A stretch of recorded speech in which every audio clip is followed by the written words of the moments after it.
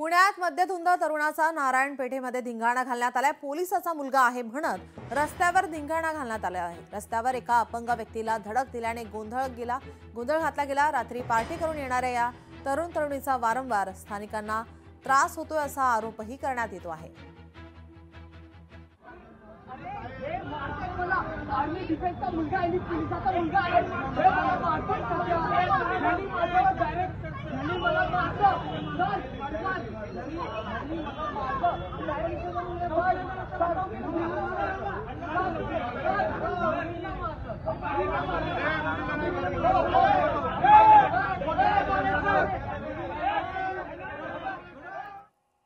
आपले प्रतिनिधी चंद्रशेखर भांगे आपल्यासोबत फोन लाईन वरून जोडले। चंद्रशेखर, काय अधिकची माहिती?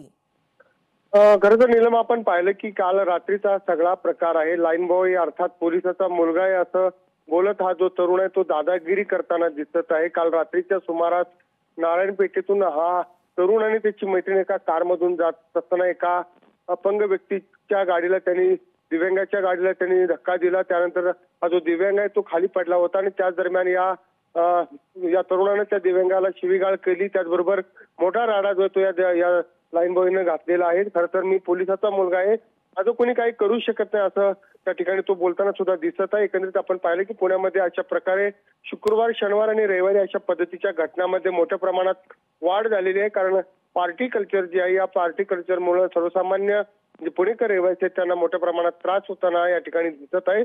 एकंदरीत हा जो तरुण आहे त्याची जी तपासणी जी आहे ती पोलिसांनी केल्याची सुद्धा माहिती आहे। एकंदरीत ज्या पद्धतीने हा सगळा अपघात झाला तो दारू पिला होता का याचा सुद्धा जो आहे तो शोध जो तो पोलीस घेताना दिसत आहेत। एकंदरीत अशा पद्धतीचे दहशत आणि दादागिरी आता मोठ्या प्रमाणात या ठिकाणी अशा पद्धतीने पाहायला मिळत आहे। धन्यवाद चंद्रशेखर, आपण दिलेल्या माहितीसाठी।